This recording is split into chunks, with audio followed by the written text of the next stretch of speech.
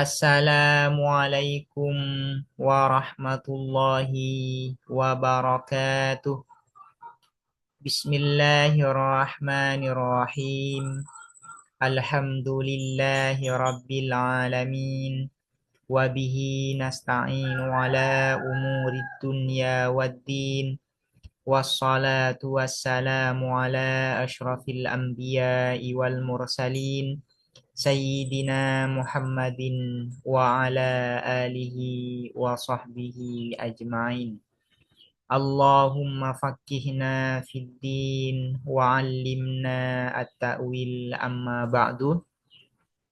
Qala al-musannifu wasyarihu rahimahumallahu ta'ala wa nafa'ana bihima wa bi'ulumihima wa amaddana bi asrarihima wa bikum fid daraini amin.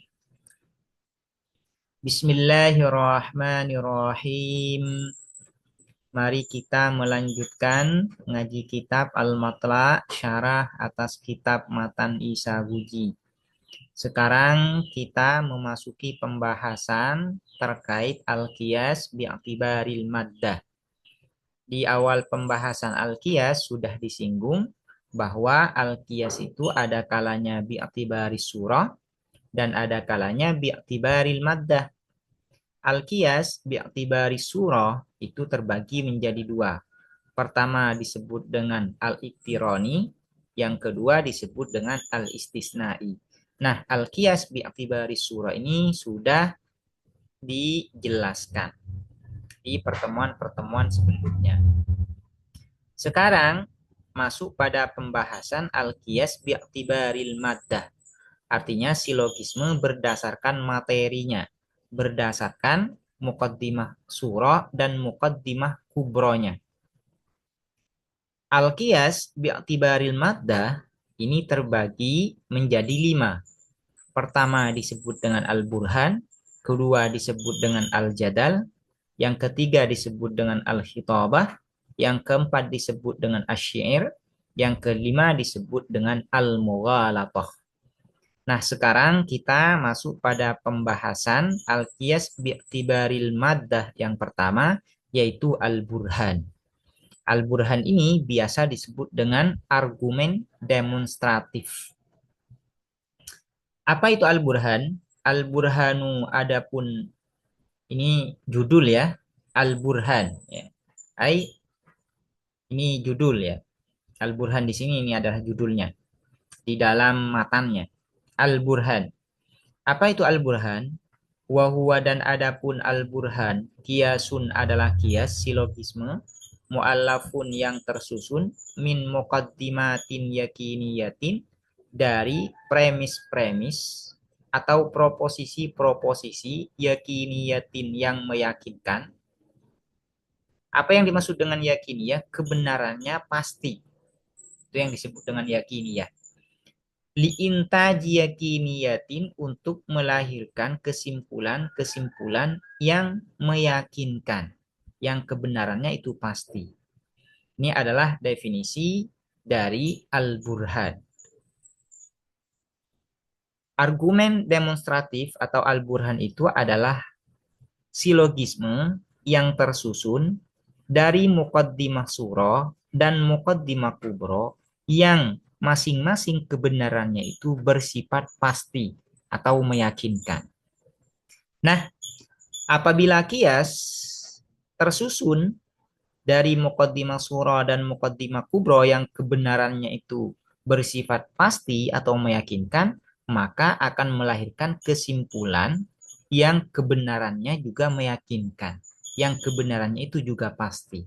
Ini yang disebut dengan li'intaji yakiniyatin. Wa qauluhu, dan adapun perkataan al-musannif yaitu Syekh Al-Abhari, li'intaji yakiniyatin, yaitu kata li'intaji yakiniyatin, zakarahu ialah menyebutkan siapa al-musannifu terhadap qauluhu li'intaji yakiniyat, takmilan untuk menyempurnakan li ajza'i haddil burhani, terhadap bagian-bagian definisi al-burhan. Li'annahu, karena sesungguhnya apa qauluhu li'intaji yakiniyat, illatun ghaiyatun ialah sebab final lahu bagi al-burhan. Di dalam definisi al-burhan, Syekh Al-Bahari menyebutkan kata liintajiyakiniyatin. Nah, liintajiyakiniyatin ini takmilan, hanya sebagai penyempurna bagi definisi al-burhan. Sebenarnya definisi al-burhan ini cukup sampai min muqaddimatin yakiniyah. Definisi al-burhan sebenarnya ini kiasun muallafun min muqaddimatin yakiniyatin, ini sudah cukup. Namun Syekh Al-Bahari masih menyebutkan liintaji yakiniyatin. Nah, tujuannya apa? Takmilan, untuk menyempurnakan terhadap definisi al-burhan. Kenapa liintaji yakiniyatin ini disebut dengan takmilan, penyempurna? Karena liintaji yakiniyat ini merupakan sebab final bagi al-burhan. Apa tujuan al-burhan itu? Tujuannya adalah agar menghasilkan kesimpulan yang kebenaran itu pasti, yang kebenarannya itu bersifat meyakinkan. Nah, ini adalah tujuan dari al-burhan. Dan sekarang di dalam definisi ada kata-kata yakiniyah. Apa yang dimaksud dengan yakin di sini? Wal yakinu, dan adapun al yakin, i'tiqadu anna syai'a ialah meyakini bahwa sesungguhnya apa sesuatu, kaza ialah seperti ini, ma'tiqadi disertai meyakini annahu sesungguhnya asyai, la yakunu ialah tidak ada apa asyai illa kaza kecuali seperti ini, ma'a mutabaqatihi disertai sesuainya i'tiqad lil waqi'i terhadap realitas kenyataan, wamtina'i taghayyurihi dan tercegahnya berubahnya i'tiqad. Ini yang disebut dengan al-yakin. Al-yakin itu adalah pengetahuan yang tidak memungkinkan ya kemungkinan yang lain. Keyakinan terhadap sesuatu atau mengetahui sesuatu yang mana pengetahuan ini tidak memungkinkan adanya kemungkinan yang lain. Nah, itu yang disebut dengan yakin. Ini yang disebut dengan yakin. Sekarang kita masuk pada pembagian al-burhan. Burhan ini terbagi menjadi dua, ada yang disebut dengan limi, ada yang disebut dengan inni. Wal burhanu, dan adapun al-burhan demonstratif, kismani ialah dua bagian, ahaduhuma adapun pertamanya kismani, limiyun ialah limi, wahwa dan adapun limi ma adalah sesuatu, isinya ma ini adalah kias, karena yang ada al-haddul wasatu apa term tengah fihi di dalam ma, illatan ialah sebab linisbatil akbari untuk menetapkan term mayor ilal aswari pada term minor, fidhihni di dalam alam mental, wal khariji dan alam eksternal. Yang disebut dengan burhan limi itu adalah kias yang mana haddul wasatnya ini menjadi ilat agar al-haddul akbar dinisbahkan kepada al-haddul aswar fi dzihni wal kharij, baik di dalam pikiran maupun di alam nyata. Artinya seperti ini. Haddul wasat ini menjadi ilat terhadap predikasi haddul akbar pada al-haddul asghar. Nah, ilatnya di mana? Fi dzihni wal kharij. Di pikiran kita menjadikan haddul wasat ini sebagai ilat. Fil kharij, di alam eksternal juga memang demikian. Haddul wasat ini memang menjadi ilat terhadap predikasi al-haddul akbar terhadap al-haddul asghar. Jadi fidzini wal kharij sama-sama haddul wasat ini menjadi ilat linisbatil akbar ilal asghar. Contohnya seperti apa?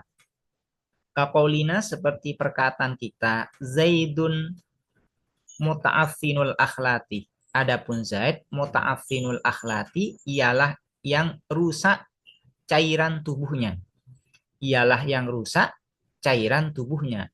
Ini al-akhlat ini cairan yang bercampur, ya, cairan tubuh yang bercampur sehingga menjadi rusak. Wa kullu muta'affinil akhlati, dan adapun setiap orang yang rusak cairan tubuhnya, mahmumun ialah yang terkena demam. Fazaidun, maka adapun Zaid mahmumun ialah terkena demam. Di sini yang menjadi al-haddul wasat adalah muta'affinul akhlak. Muta'affinul akhlak. Nah, di dalam pikiran kita, kita menjadikan muta'affinul akhlak ini sebagai ilat agar mahmum bisa diprediksi, bisa dinisbahkan, bisa dipredikasikan kepada Zaid. Kita menjadikan muta'affinul akhlak ini sebagai ilat di dalam pikiran kita. Nah, fil kharij, di alam eksternal kenyataannya memang demikian, bahwa memang di alam realitasnya, di dalam kenyataannya muta'affinul akhlak itu menjadi ilat seseorang itu terkena demam. Ini ya, ketika cairan tubuh seseorang ini rusak, maka dia terkena demam. Di dalam kenyataan demikian, di pikiran kita menjadikan ilat juga. Ini yang disebut dengan maka nal haddul wasatu fihi illatan linisbatil akbar ilal asgar fi dhihni wal kharij. Fata'afunul akhlati, maka adapun rusaknya cairan tubuh, illatun adalah illat, lisubutil humma, terhadap tetapnya demam, li Zaidin bagi Zaid. Nah, fidzih ini di dalam mental, di alam mental, di dalam pikiran, wal khariji, dan di alam eksternal, di dalam kenyataan. Ta'afunul akhlak kita jadikan ilat li subutil humma li Zaid di dalam pikiran. Kenyataannya memang demikian. Ta'afunul akhlak ini memang menjadi ilat li subutil humma li Zaid. Ketika seseorang cairan tubuhnya rusak, maka dia terkena demam. Di alam kenyataan demikian kejadiannya. Nah, ini yang disebut dengan illatan fidhihni wal kharij. Wasumia, dan dinamai apa? Limi, limian pada limi. Kenapa al-burhanul limi disebut dengan limi? Liifadatihi, karena memberi faidahnya limi, al-limiyatah pada sebab. Al-limiyatah pada sebab. Ai illatah sebab. Karena yujabu dijawab biha dengan al-illah as-su'alu, apa pertanyaan, bilima dengan lima kana kada. Lima karena apa? Karena ada seseorang kada ialah seperti ini. Misalnya ada pertanyaan, kenapa Zaid itu demam? Jawabannya adalah al-haddul wasat, yaitu karena cairan tubuhnya itu rusak. Nah ini ya, menjadi ilat, ta'afunul akhlak ini menjadi ilat, menjadi alasan. Ya. Karena itu ini disebut dengan al-burhan al-limi. Wasani, dan adapun yang kedua inniyun adalah ini ya, al-burhanul inni. Apa yang dimaksud dengan al-burhan al-inni? Wa huwa, dan adapun ini ma adalah sesuatu karena yang ada al-haddul wasatu, apa term tengah, illatan ialah sebab lidzalika terhadap hal tersebut, yaitu linis batil akbari ilal asgar. Fidzihni di alam mental, di dalam pikiran, la fil khariji bukan di alam eksternal, bukan di dalam realitas. Al-burhanul ini adalah kias atau burhan yang mana haddul wasatnya itu menjadi ilat, menjadi sebab. Al-haddul akbar bisa dipredikasikan kepada al-haddul asgar. Cuman ini terjadi di dalam fidzihni, di dalam pikiran. Yang menjadi ilat ini al-haddul wasat yang menjadi ilat di dalam pikiran saja. Sementara di alam realitas tidak demikian. Artinya di alam realitas al-haddul wasat ini justru menjadi maklul atau menjadi musabab, menjadi akibat, bukan menjadi ilat, bukan menjadi sabab. Cuman kita menjadikan halahdul wasat ini di pikiran kita ini sebagai ilah. Nah, berbeda di alam realitas. Malah sebaliknya dia menjadi akibat. Contohnya, kakaulina seperti perkataan kita Zaidun. Adapun Zaid mahmumun ialah yang terkena demam. Wa kullu mahmumin dan adapun setiap orang yang terkena demam muta'affinul akhlati ialah yang rusak cairan tubuhnya. Fazaitun maka adapun Zaid muta'affinul akhlati ialah yang rusak cairan tubuhnya. Di dalam kias ini yang menjadi haddul wasat adalah mahmum.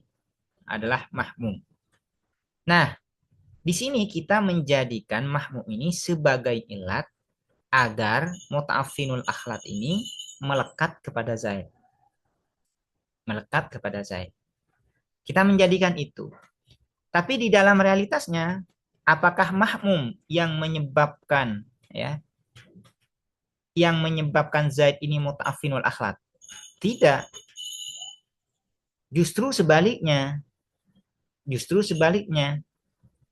Muta'affinul akhlat ini di dalam kenyataannya, di dalam realitasnya, justru yang menjadi sebab Zaid itu terkena demam. Nah ini ya.